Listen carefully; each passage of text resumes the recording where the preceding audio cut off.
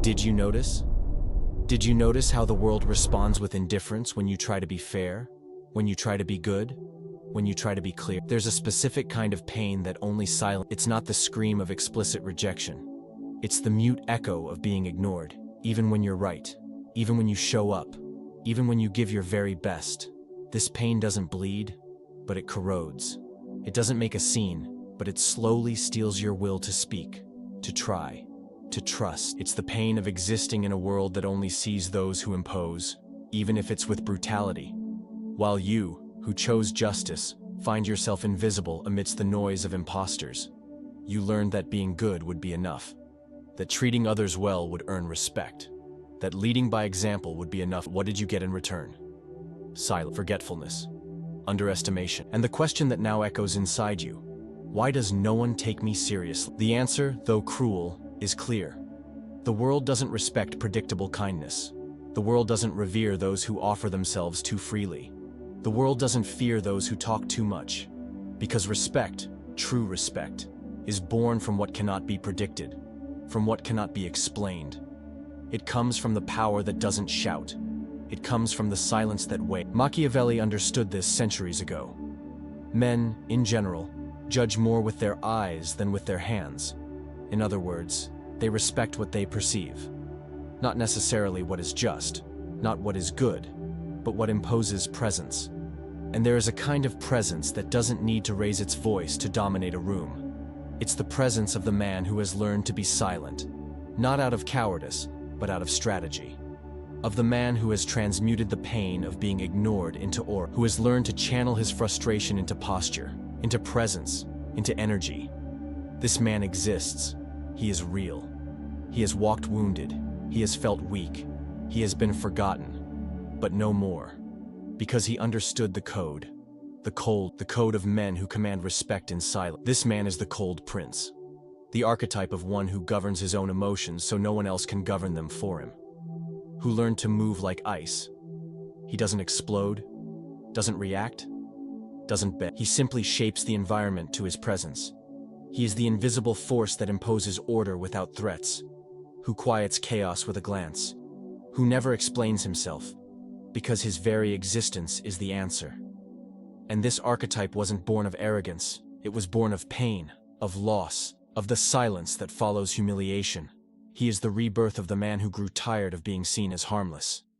Titus Livius saw this happen in Rome. He saw the fall of an empire when men abandoned severe virtue, moral firmness, silent honor. And he praised those who, with just coldness, upheld order, not with violence, but with posture, with control, with clear boundaries, with silence. Because the right silence imposes more than 1,000 words. And now, this video is your breaking point.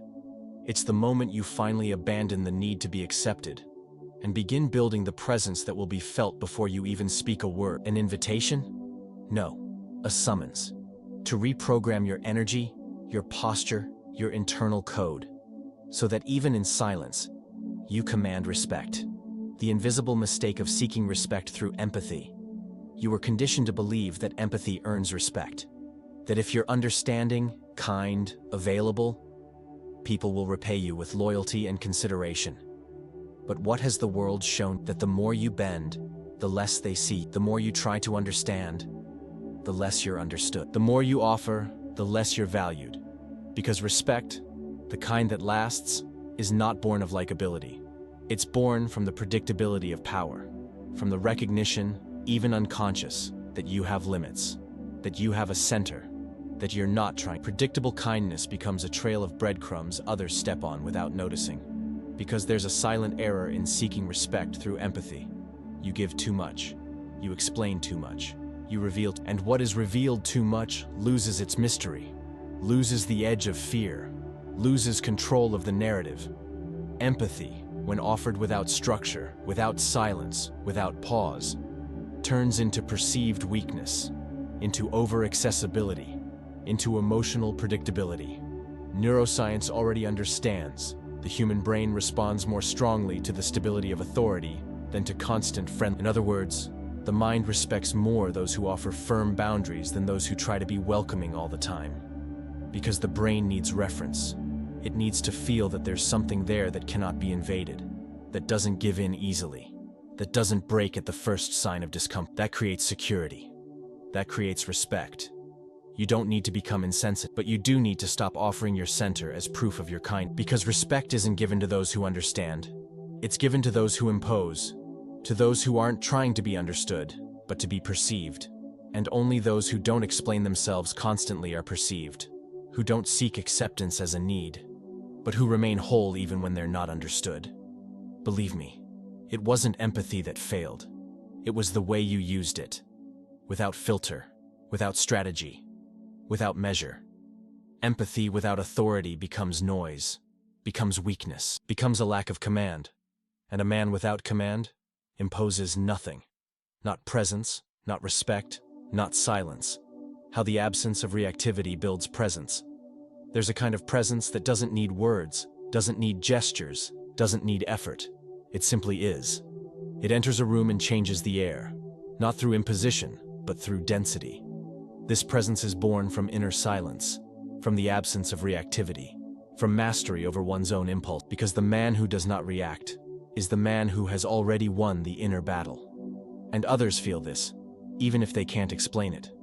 We live in a time where everything demands your reaction. A nasty comment, a sideways glance, a sharp tone. Everything seems to beg for an immediate response. But every time you react without filtering, you give something away. You give away your energy. You give away your center. You give away your advantage. Reactivity is the opposite of emotional sovereignty. It makes you predictable. And what is predictable isn't feared, isn't respected. It's manipulated. The absence of reactivity creates a field, an invisible field of nonverbal authority, a field where others think twice before crossing your line, because they don't know what's on the other side. They sense there are no openings there, that there is structure, and that is power. A silent, electromagnetic, almost spiritual power. Neuroscience shows that between stimulus and response, there is a fraction of a second in which the brain decides, instinct or command, amygdala or prefrontal cortex, survival or sovereignty. And it's in that space that the strong man is built, not in shouting, not in argument, in the pause that disarms, that recalibrates, that brings the axis back into place. 3 seconds of inner silence before any response, and the game changes, because the world interprets silence as confidence, interprets calm as control, and interprets self-restraint as a subtle threat. The one who doesn't react provokes unease, and that unease is the space where respect is born, where the other senses they're in the presence of someone who can't be easily read, or manipulated, or ruled by impulse. You don't need to speak less, you need to react less. You need to let time speak. Let your pause say, I heard, I understood, but I don't move by impulse. I move by choice. And that choice, when it comes from silence, imposes more than any word ever could. The uncertainty factor that intimidates more than aggression. There's nothing more unsettling than the silence of someone you can't read. More intimidating than the shout of someone who threatens is the calm of someone who observes. Uncertain, that feeling of not knowing what the other person is thinking, what they're feeling, what they'll do, is a weapon. An invisible, yet devastating weapon. Because the human brain hates the unknown. It needs to predict in order to feel safe. And when it can't predict, it fears. Machiavelli understood this. He knew that power lies not only in action, but also in strategic omission, in what is left unsaid, in what is not. The prince must be both fox and lion, he said. Cunning enough to hide intentions, and strong enough to act when needed. But it's the fox that prepares the ground. It's uncertainty that weakens defense. That makes the other cautious. That allows respect to form even before any confrontation. Because mystery creates space. Space for doubt. Space for hesitation. Space for reverence. When you speak little, when you reveal only fragments, when you become less accessible, less decipherable, something shifts. Perception changes. The other finds themselves facing a fogged mirror. And what they see isn't you. It's the projection of their own fears, their own insecurity. And that's why uncertainty intimidates more than aggression. Aggression announces itself. It shows its hand. It gives away its intent. It may scare at first, but quickly becomes predictable. And what is predictable loses strength. Calculated silence, the measured voice, the gaze that lingers, these build the field of the unpredictable. A space where the other isn't sure if they'll be welcomed or challenged. Where every word you say carries weight, not because of its volume, but because of the weight that precedes it. And that's when you become dangerous. Not because you attack, but because no one is sure what you'll do. And that not knowing is what sustains your aura. It's what maintains your presence. It's what commands respect. A respect that doesn't need to be requested, doesn't need to be demanded. It is granted by the uncertainty you've learned to cultivate. In silence, with strategy, and with control. Why being too loved weakens your leadership. The desire to be loved is natural. It's human. But when it becomes compulsive, it turns into a slow-acting poison. A poison that erodes your authority, dissolves your edges, and dulls your strength. Because leadership, true leadership, doesn't arise from collective acceptance. It comes from inner solidity.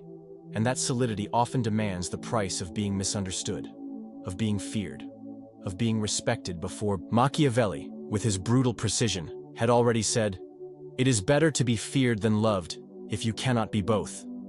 And he didn't say this as an invitation to tyranny, but as a strategic warning. Those who need to be loved by everyone compromise their principles. They soften their boundaries. They give in at crucial moments. And little by little, they lose what they were meant to protect, their aura of command. The man who seeks to be too loved becomes too available, and constant availability kills magnetism. Because magnetism is born from space, from absence, from the sense that there's something in you that cannot be touched or tamed. When everyone can access you, no one reveres you. When everyone understands you, no one fears you. When everyone has you, you become too light. And leadership does not go hand in hand with excessive lightness. There's a fine line between being accessible and being pliable, between being respectable and being desired. And many men, in an attempt to keep the peace, cross that line without realizing it. And they pay dearly. They lose the respect of colleagues. They lose the admiration of their children. They lose authority in their own territory, because they confused approval with leadership. They confused applause with power. The silent leader doesn't seek to be loved. He seeks to be just, and justice at times hurts, at times disappoints, at times distances. But it builds a foundation that does not depend on affection. It depends on posture, on firmness, on consistency. And that foundation is what sustains respect in the long run. You don't need to be hated, but you do need to be able to withstand not being liked all the time. You need to endure the silence after setting a boundary. You need to hold steady under the sideways glance of someone who expected you to yield, and you didn't. Because it is in that space of silent firmness that your leadership grows strong. Not in the intensity of others' affection, but in the clarity of your center, your code, your presence. Even if it doesn't please everyone, especially when it doesn't. Emotional silence as the energetic signature of strong men. There is an energy that precedes words, a field that surrounds a man before he even says who he is. This field isn't built through degrees, appearances, or material achievements. It is shaped by silence, a dense silence. A silence that comes from within, from someone who has faced chaos and chosen not to lose himself. The strong man is not the one who doesn't feel. He's the one who feels and remains centered, coherent, solid, because he does not outsource his emotional core. He doesn't surrender his heartbeat to the environment. Contrary, he commands his own pulse. And science is beginning to understand this. The electromagnetic field of the human heart is real. It affects, it leads, and it responds directly to one's internal emotional state.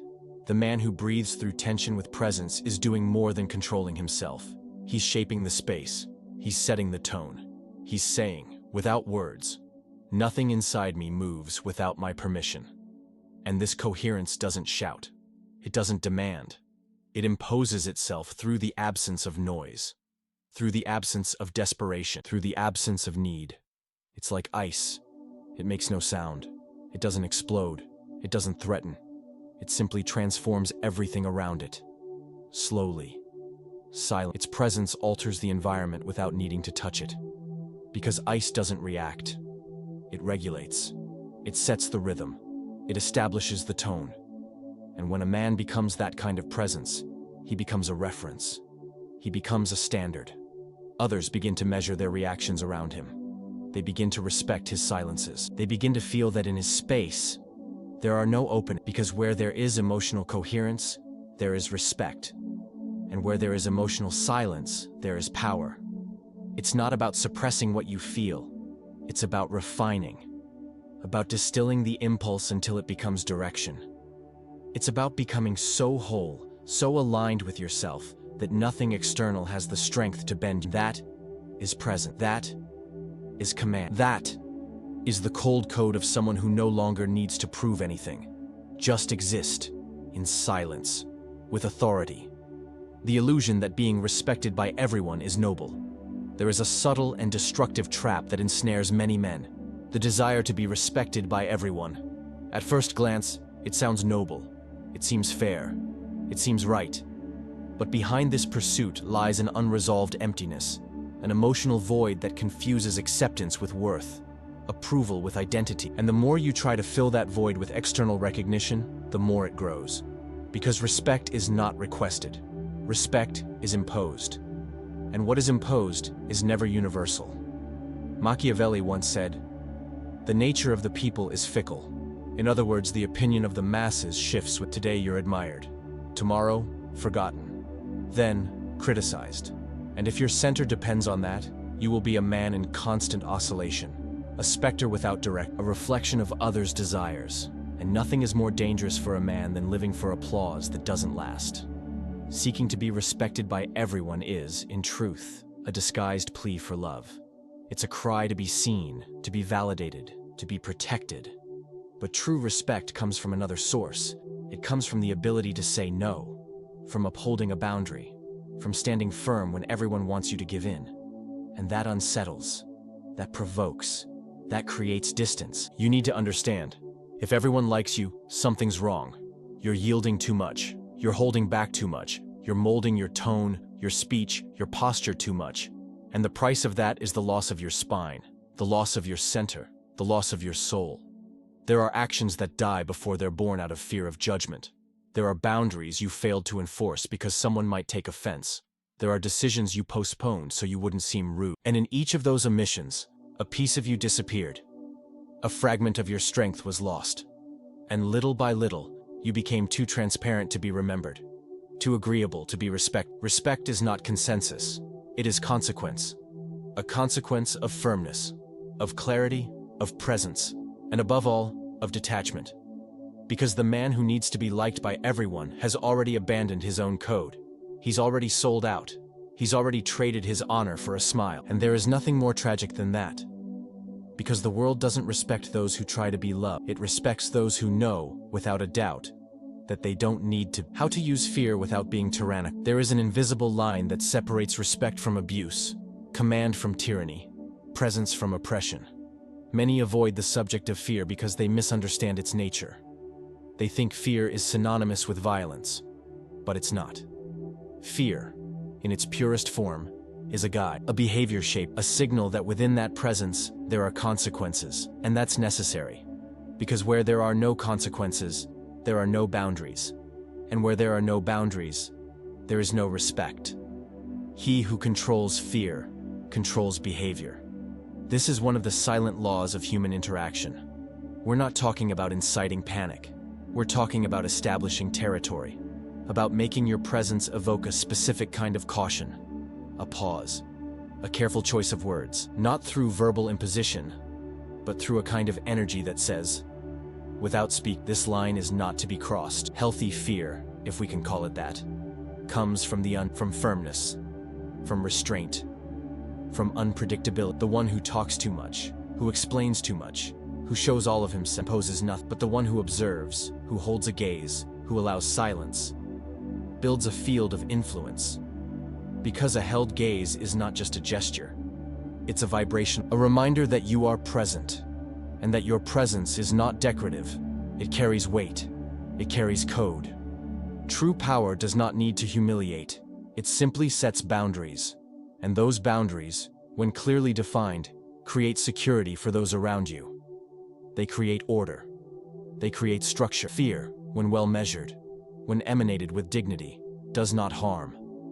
It organizes. It educates. It protects. It's not about threat, it's about never needing to threat, about making your absence felt, about making your presence. And to do that, you must learn to hold silence, to master your body, to make your gaze more direct, more grounded, more full of awareness. The fear you emanate is often a reflection of your own self-authority. The more disciplined you are with yourself, the less others test your boundaries. Those who inspire no sense of caution inspire disorder, inspire disrespect, inspire chaos. But the one who imposes, without raising his voice, without changing his expression, without justifying himself, he is remembered, he is respected, and often he is followed. Because fear, in its most elegant form, is the shadow of deep respect.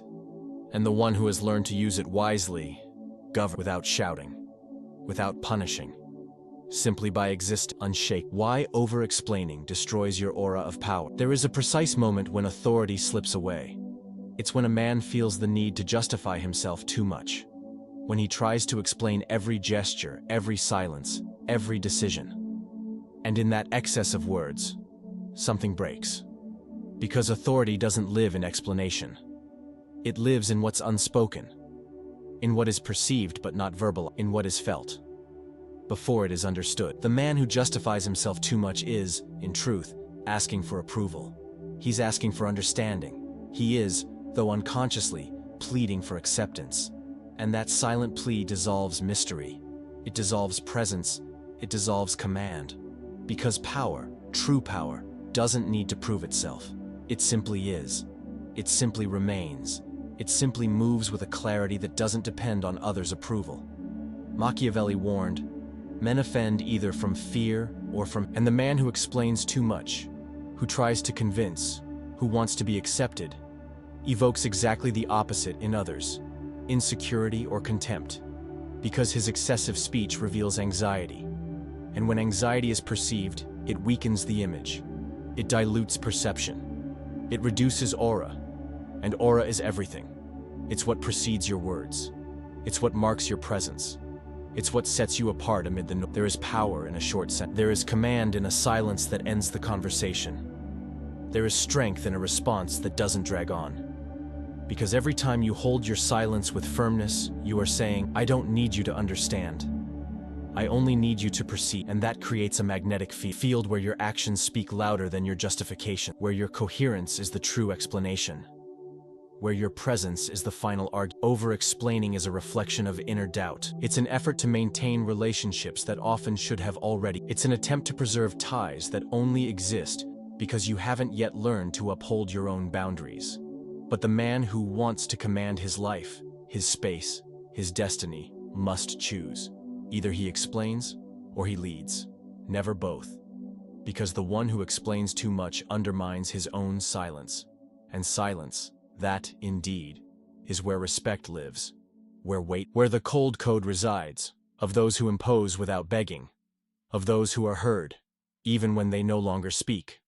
When emotional control becomes spiritual strength, there comes a point when self-control stops being just a social skill and becomes elevation, not in a religious sense, but in a kind of energetic authority that transcends the ordinary. A man who masters his emotions with consistency, with sobriety, with patience, begins to operate on another level of influence, because he's no longer just controlling reactions.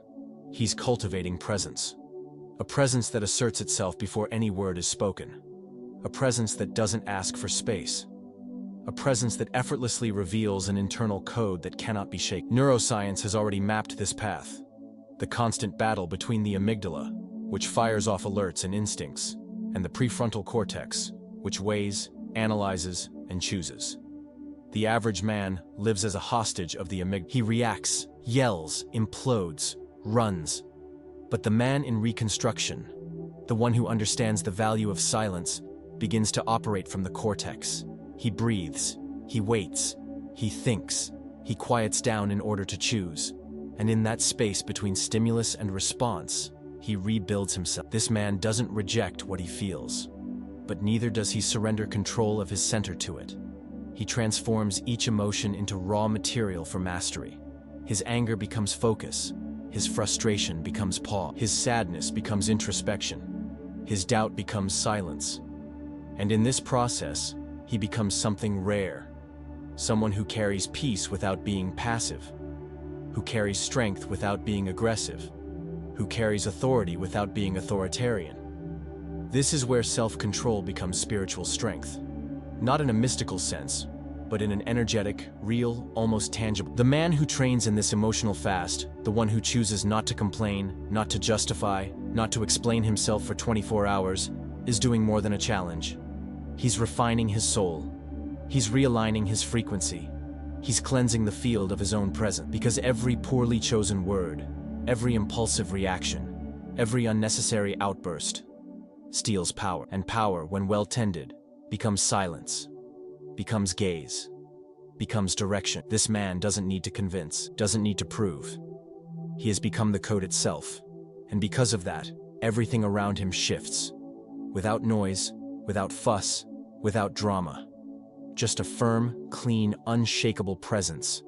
This isn't about being perfect. It's about being whole. Whole enough to hold your pain, without falling apart. And because of that, to be respected.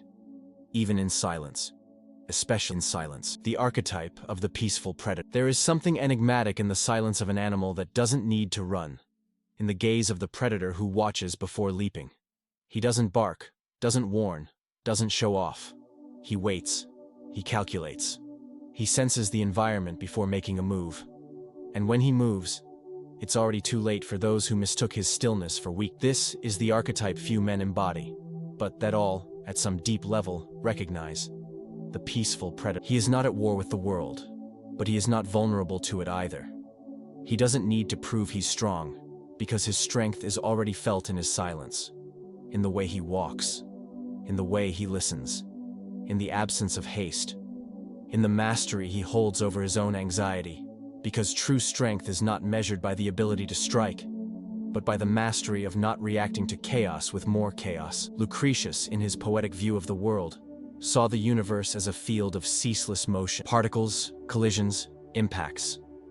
Machiavelli saw the world as a field of invisible power, strategies, intentions, games.